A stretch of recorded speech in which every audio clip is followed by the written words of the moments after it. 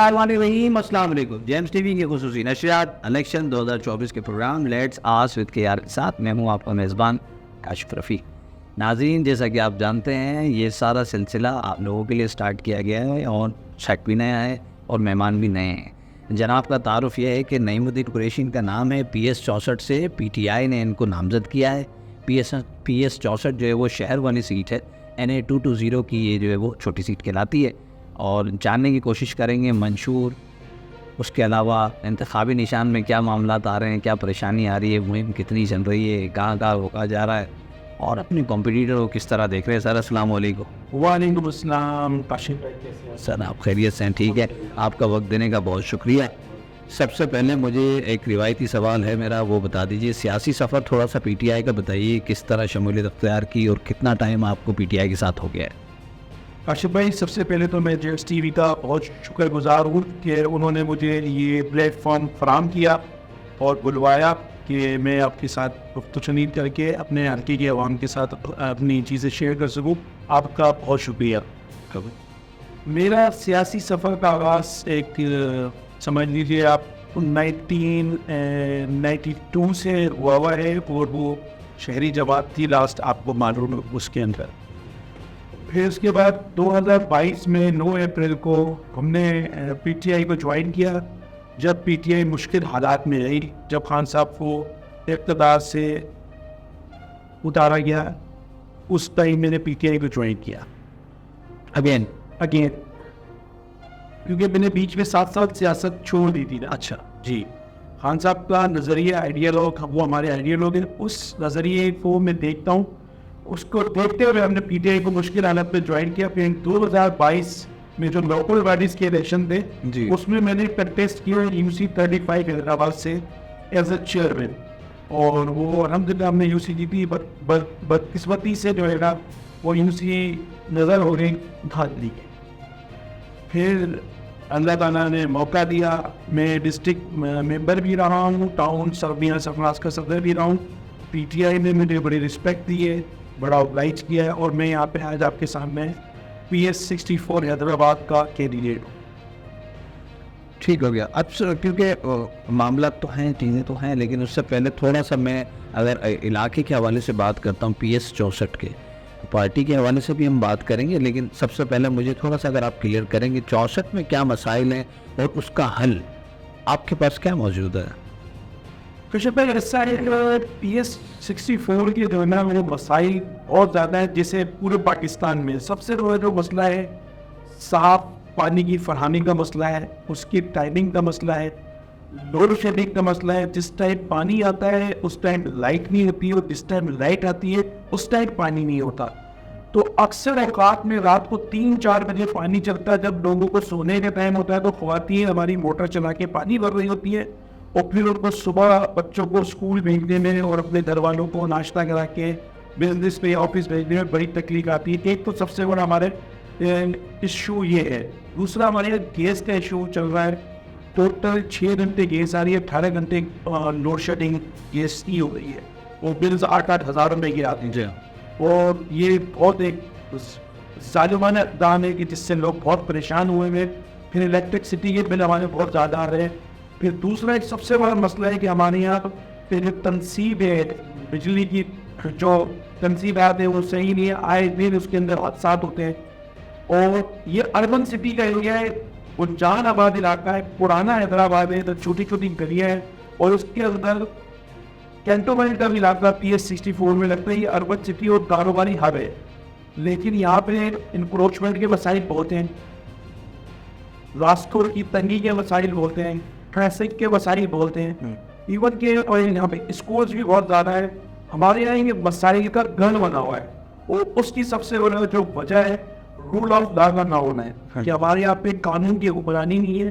कोई भी डिपार्टमेंट अपना काम ईमानदारी से अंजाम नहीं दे रहा, जिसकी वजह से ये मसाइल बढ़ते चले जा रहे हैं और ये आगे जाके इतने गंभीर हो जाएंगे कि यहाँ पे रहना लोगों का मुहाल हो जाएगा, क्योंकि कमर्शियल एरिया बन गया है। बल्कि गली कमर्शियल होती जा रही है और लोग उसके ऊपर दुकानें और गोडाउन बनाते जा रहे हैं। मोहल्ले और एरिया अब कमर्शियल हो गई है सारी हैदराबाद। ये हमारे मसाइल हैं। इंशाअल्लाह अल्लाह ताला ने अगर हमें मौका दिया तो हम चाहते हैं कि PS 64 को एक मिसाली एक सुपारी हल्का बना है, उसके अंदर हम लोगों की खिदमत कर रहे हैं, हम खिदमत के जज्बे से आए हैं और पीटीआई का मंशूर भी यही है। और मंशूर सबसे पहला ये रूल ऑफ लॉ, पाकिस्तान के अंदर कानून की हुक्मरानी, इक्वलिटी ऑफ लॉ, बड़े के लिए भी और छोटे के लिए भी कानून बराबर होना चाहिए। हम बस इसके ऊपर अभी काम करना चाहते हैं कि हम लेजिस्लेटिव अथॉरिटी होंगे सूबाई असम्बली या कौमी असम्बली में, हम पूरे कानून लेके आएंगे और उसको इम्प्लीमेंट भी कराएंगे कि वो आपके जब कानून इम्प्लीमेंट हो जाते हैं तो फिर आपके काम करना शुरू हो जाते हैं सारी चीज़ें। हम कानून की हुक्मरानी चाहते हैं बस सबसे पहले। ठीक है। नहीं मुझे साहब ये बताइए कि अगर मैं PS64 को देखता हूँ तो वहाँ पर आपने जो निशानदेही की जिन मसाइल की वो तो एग्जिस्ट करते ही हैं, लेकिन ख़ास तौर पर अगर वो रेड जो मेट्रो बस चल रही है जिसे वो पिंक बस कहते हैं, तो उसके 3 रूट बनाए गए थे, लेकिन उस वो सिर्फ एक रूट पर चल रही है, 2 रूट पे वो नहीं चल पा रही। तो शायद ये तासुब की भी एक बात है।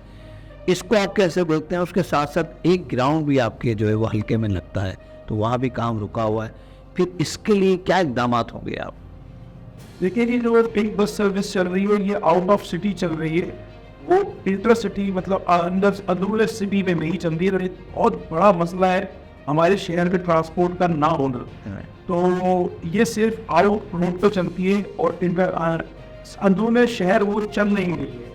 और हमारे यहाँ से तो ग्राउंड सारे ख़त्म कर दिए गए हैं, हर ग्राउंड पे कब्जा हो गया है, घर बन गए हैं, वो लोगों के पास है। हमारे बच्चों के लिए फिजिकल एक्टिविटी के लिए कोई ग्राउंड नहीं है ना। बच्चे गलियों में रोडों में कैसे क्रिकेट खेलेंगे आप, या कोई स्पोर्ट्स एक्टिविटी आपकी बची नहीं है। हमारे बच्चे फिजिकल एक्टिविटी नहीं करते, जिसकी वजह से आने वाली जो नस्ल है ना, वो आप उसकी फिजिकल जो बॉडी की जो फिजिकल ट्रेनिंग है वो नहीं हो सक रही। वो मखलूज होते जा रहे हैं, वो सिर्फ बाइक पे घूमते हैं और कारों में घूमते हैं, रिक्शों में घूमते हैं, लेकिन वो जो एक्टिविटीज़ होनी चाहिए हमारे पास ग्राउंड का ना होना, और इस पर इंतजामिया ने कभी कोई काम नहीं किया। हम लोग आएंगे इंशाल्लाह ग्राउंड को एक्टिवेट करेंगे ताकि हमारी जो नस्ल है बाइक से निकल के ग्राउंड के अंदर जाए और अपनी एक्सपोर्ट एक्टिविटी करे, जिससे उनकी मेंटली और फिजिकली हेल्थ पे पॉजिटिव असर आएंगे।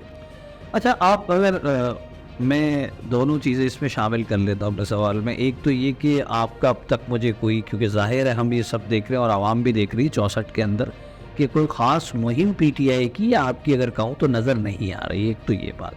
दूसरा कि आपके कॉम्पिटिटर की भी एक तवील लिस्ट है। शहर का ये गुंजान आबाद इलाका है और यहाँ पर कारोबारी सनतें भी जो है वो काफ़ी सारी हैं, बिज़नेस हब भी ये PS64 कहलाता है।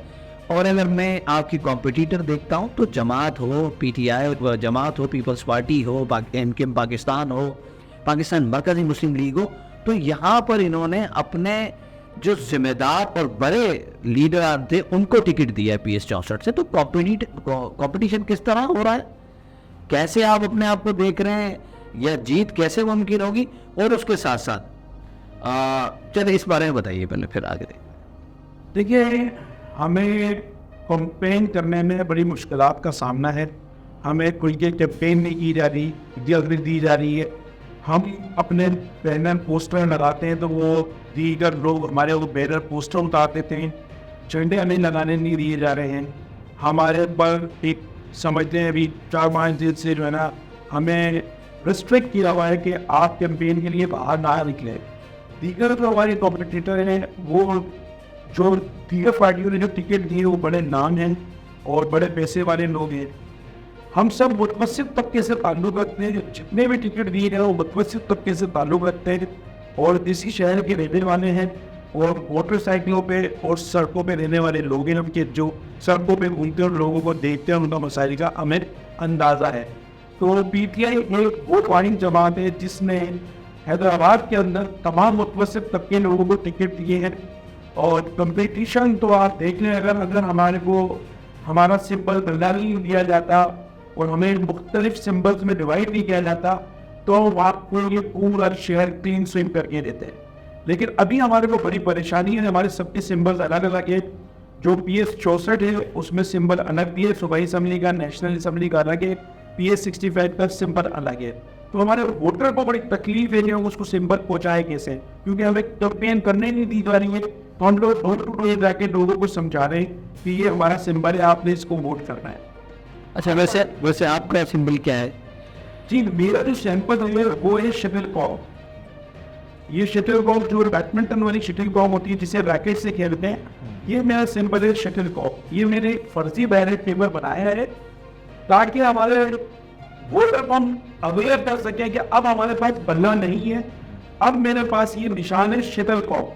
आप इस शटलकॉक पर 2 खाने वाली मोहर लगाएं और इस पे हमें वोट करें नईमुद्दीन, और शटलकॉक के ऊपर आपने शटलकॉक पे आपने वोट लगा दी। ये मेरा सैंपल है शटलकॉक। ठीक हो गया। और हमारे एने पे जो एने का जो निशान है नेशनल असेंबली का 220 का, वो है टी शर्ट। अब हम लोगों ने डिवाइड कर दिए है 2 सिंबल्स पे, तो हमारा वोटर जो है ना वो उसका कंफ्यूज हो गया है।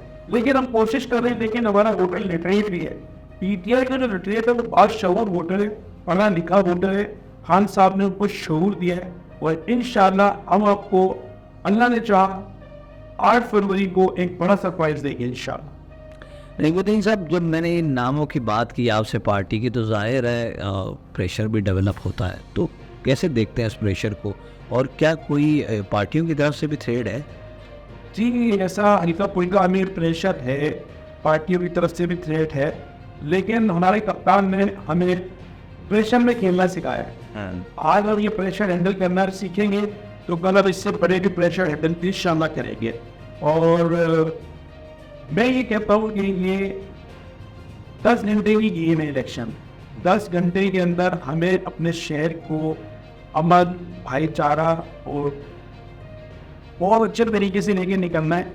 जिसको आप वोट करें, मैं उन तमाम कैंडिडेट से रिक्वेस्ट करता हूँ, वो किसी भी पार्टी के हो, जिसको आवाम मैंडेट दे उसके मैंडेट का एहतराम किया जाए और आपस में वर्कर्स ना उलझे ना लड़े और पुरअमन तौर पे अपने शहर की भाईबंदगी और भाईचारगी को कायम रखे और इस इलेक्शन को 10 घंटे के अंदर जो हमारा इलेक्शन है इसको और प्यार मोहब्बत अफाम तफीम से निकाल दें, क्योंकि अगला दिन लोगों को चेंज नहीं आएगा। सही है। अच्छा, थोड़ा सा आप मंशूर के बारे में आप बात कर रहे थे, थोड़ा सा उसको एलैबोरेट कर दें, थोड़ा सा वजाहत कर दें उसकी, कि पार्टी का मंशूर भी बता दीजिए थोड़ा सा, और कोई ख़ास प्रोजेक्ट आपने जो PS 64 के लिए सोच रखा हो कि अगर हम अपनी हुकूमत बनाते हैं या मैं यहाँ से PS 64 से जीत जाता हूँ तो मैं ये काम सबसे पहले मेरी तरजीह होगी कि मैं इस पर काम करूँ। देखिए काशिफ भाई, मैं इंशाल्लाह अगर ये सीट जीतता हूँ तो मैं सबसे पहले रूल ऑफ लॉ की बात करूँगा कि हम ऐसे कानून पाकिस्तान में बनाएं कि जिसके ऊपर अमल दरामद मुमकिन हो। मैं अपने PS 64 के यूथ के लिए बात करूँगा, अपने आवाम को अवेयरनेस दूंगा कि हमने अपनी वोट ताकत को बदलना कैसे। मैंने अपने हैदराबाद के अंदर बिजली के निज़ाम, पानी, साफ पानी का निज़ाम, सेहत का जो निज़ाम है उसके ऊपर काम करना है हमने।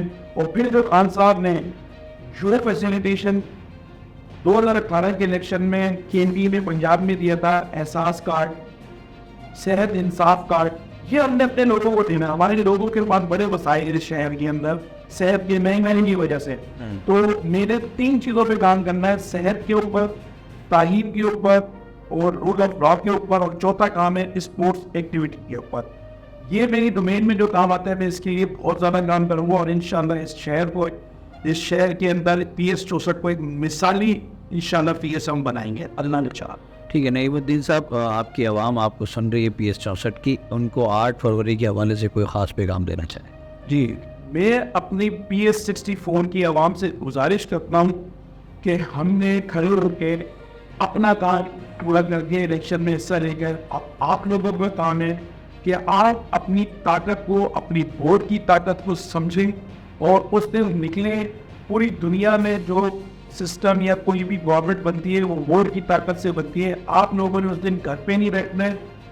बच्चों ने, बूढ़ों ने, मर्दों ने, औरतों ने, नौजवानों ने, लड़कियों ने निकलना है। सारे काम तेरा आपने छोड़ देना है। ये 2 घंटे आपके पास ताकत होगी उस दिन, सुबह 8 से लेकर शाम को 5 बजे तक। उस दिन आपने मुझे शटलकॉक पे व्हाइट बैलेट पेपर के ऊपर मुहर लगा के कामयाब बनाना है। ये 2 घंटे आपके पास ताकत होगी, उसके बाद ताकत आपके पास से चली रहेगी। ये शटलकॉक आपका सिंबल है, खान साहब का सिंबल है, PTI का सिंबल है। इस शटलकॉक पे आपने मोहर लगा के नईमुद्दीन को कामयाब बनाना है। मेरा ये मानना है कि मेरे से जहाँ तक मुमकिन होगा मैं आपको साथ लेके चलूंगा। मैं आपके दरमियान से कभी गायब नहीं होऊंगा। जीतने के बाद मैं एक ऑफिस खोलूंगा जहाँ से आपसे अवामी राब्ता मुहिम हमेशा चलती रहेगी। मैं आपके फ़ोन भी उठाऊंगा और आपको रिप्लाई भी करूंगा और इंशाल्लाह आपके मसाइल का हल भी करूंगा। ये मेरा वादा है आपसे। सर वक्त देने का बहुत शुक्रिया। नाज़रीन, मेरे साथ मौजूद थे नईमुद्दीन कुरैशी साहब, PS 64 से PTI ने इनको टिकट दिया है और मेरा भी आपसे यही कहना है कि 8 फरवरी को अपने घर से बाहर ज़रूर निकलें, वोट कास्ट ज़रूर करें। जिस भी नुमाइंदे का मंशूर आपको पसंद आता है, समझ आता है, जिससे आप मुतमईन हैं या जिससे आपको लगता है कि ये जीतने के बाद हमारे लिए राहें हमवार करेगा, तो उसको वोट ज़रूर डालिए। और अगर आप वोट नहीं डालेंगे तो आप सही और गलत का फैसला भी कभी नहीं कर पाएंगे। अपना अपने प्यारों का बहुत ख्याल रखिए। देखते रहिए जैम श्री।